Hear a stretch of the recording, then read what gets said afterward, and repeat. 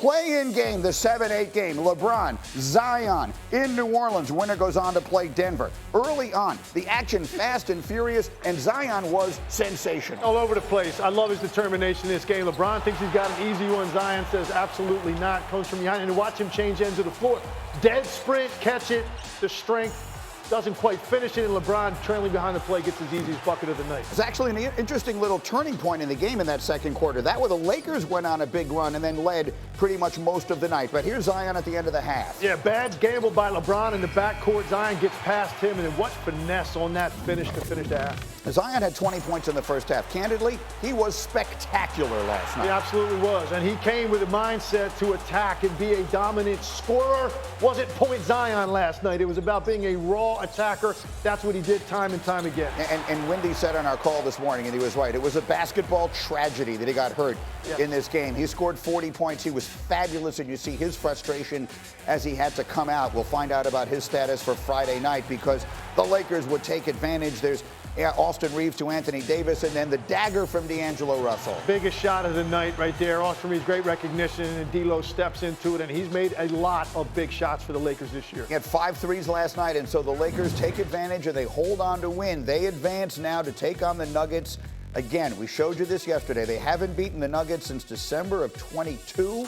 They've lost 8 straight games to them, including all 4 in last year's Western Conference Finals, and you see what Nikola Jokic has done against them. LeBron, what do you think? It's the defending champion. They know what it takes. They know how to win. They've been extremely dominant in their home floor over the last few years. It's going to come down to 1 or 2 possessions, and we'll see who executes them. Was TV talking stuff? Was that maybe saying what again? It'd be better off if you guys lost this game to avoid Denver in the first round to play.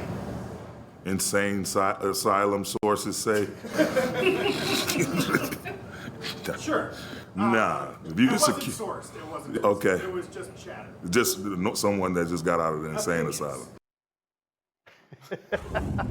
All right, none taken. I fully accept it. Look, that's exactly what he should say. And I respect the hell out of him and them for doing what they did last night, because I stand by my premise, which is, and Wendy, I'll let you make this point first because you were the one making it. The Lakers are playing great. Yeah. I think I would like them in a series against literally any other team in the Western Conference playoffs. And if there was a way to avoid playing this team, I would have done it. I fully appreciate and understand why they're professional players. They can't do that. I still think they would have been better off. I think there's a strategic standpoint you can make that case for it. The issue is the Lakers didn't win their way into the actual playoffs. They had to win the play-in game to get it done, and so therefore this is their penalty. Last year, they drew a Memphis team in this exact same situation. It was dealing with an injury to Steven Adams. It ended up dealing with an injury to John Morant. They got a little bit of fortune.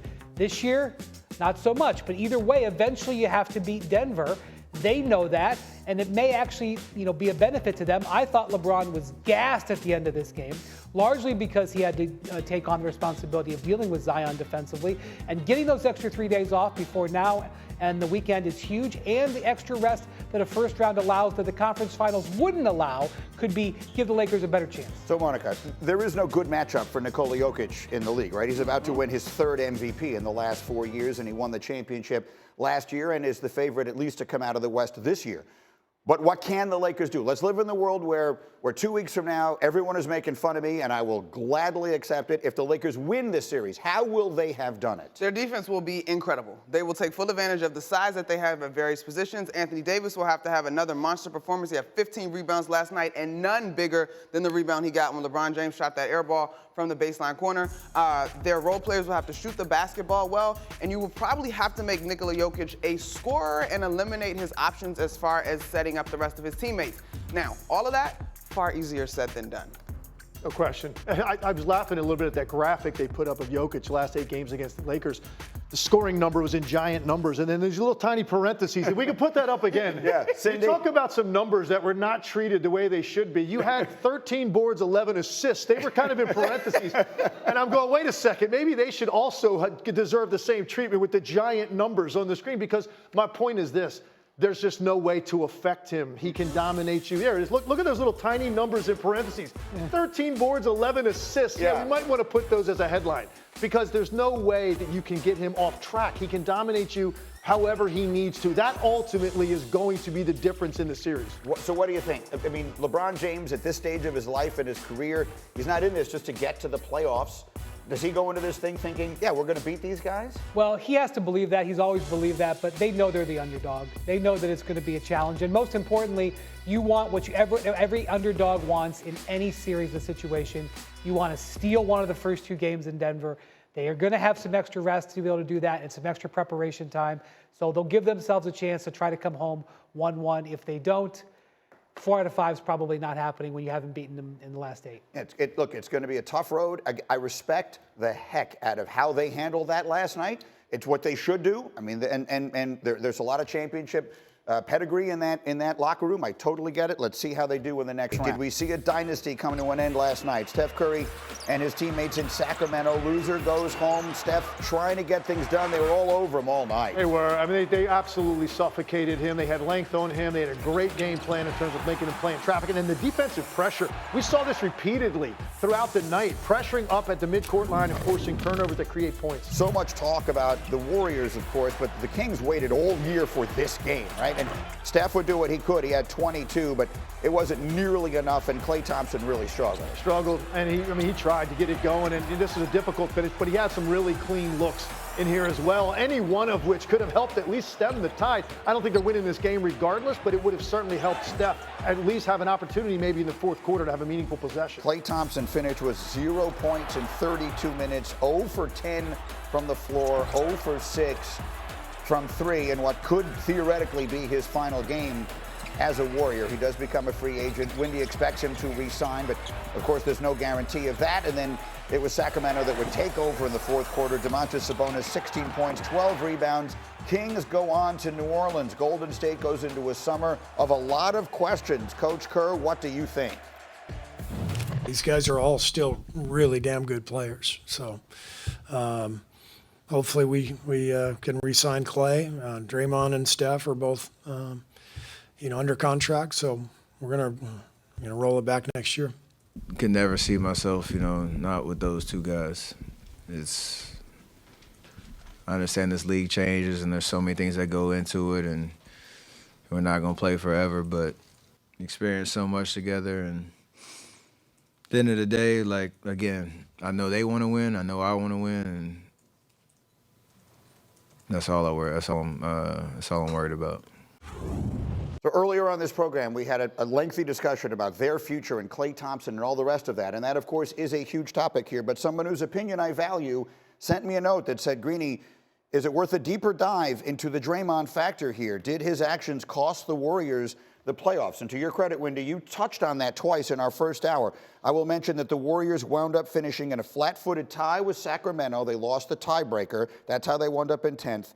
They wound up 3 games behind New Orleans and Phoenix. So that's how far they were away from being out of the play-in entirely. He missed a lot of games. Yeah, well, what should we be saying today? I'll tell you the numbers. They were 33-22 when Draymond played, and they were 10-11 in those 21 games he was out with suspension. Then he missed a couple in return to play, whatever. But that's why they were in the play-in. If he had been able to play in the 70 games, they're probably, multiple games better than they do. And, you could argue that last year, the situation with Jordan Poole affected the team negatively. So Draymond's got a bit of a debit. That said, he was a big factor in a number of the wins that they had down the stretch of the season when they went 27-12. And that's what I want to focus on. They were 27-12. And ultimately, you have to carry those other games. You can't discount them. But this is not a team where you're like, well, they're done. Forget it. It's over. They were 27-12. They were 11 games over 500 when Draymond played. This is not a team that you punt on and say, blow it up, it's over. That's fair. But the morning after it happened, that day, you called it, or the other day when he had another one of these. It was the Orlando game. You called it selfish. It was. That night, he got ejected 4 minutes into a game that they desperately had to have late in the year, and he was the primary defender on Paolo Banchero, their best player, and he's gone 4 minutes in when there was at least a minute to 2 between technicals to get him to calm down, and he refused, and he gets tossed. Now, Steph Curry bailed him out that night. He was heroic late. They win the game, or else that's another game on the list. That probably doesn't cost count, them. but it should. Correct. Yeah. That also should count. Now, I'll say this, to your point, he did play great after he came back. He did. He played some of the best basketball he's played in the last 4 or 5 years during that stretch to close the season. And look, does that mean they would have been in a different matchup and they would have been in the playoffs and have a fighter's chance against, let's say they got a Minnesota or an OKC? Let's just say it ended up that, well, OKC, they would have been in the play-in. So it would have had to have been Minnesota. That's the team you're talking about? Yeah, they would have. But the bigger picture is, what about going forward? That part. What That's about going the forward? part, Leg. Oklahoma City is going to get better. Minnesota it. will be better. Dallas will be better. Like, Denver is not going anywhere. You know, who knows? Phoenix maybe even. Like, that's the bigger question. Okay, yeah, maybe they here's lose the in thing. 6 or 7 to Minnesota part. this year. Here's the thing. Golden State was actually better this year. They were better this year than they were last year. They But won. so was the West at I large. know, because it's hard. Exactly. Yeah, right. And so I think that's the point, right? Like, we can have the same conversation about Klay in a vacuum. This year, his stats actually were serviceable. He was solid. But the comparison is to who he has been. The Warriors, if they have Draymond, if they win 50 games, they're solid. But are you still putting them as a favorite to win out of the No. West? Exactly. And so I think there's a real macro conversation where we're getting caught up in, does this big three be able to stay together? And I think that is a fair conversation. But for an organization that has won at a high level, how do you get back to that level? And to me, the conversation we started about Andrew Wiggins is a huge piece. The youth is a huge piece. Keeping Klay at a discount and allowing him to come off the bench is smart, keeps your continuity, but that's not going to move the needle in terms of their big goals.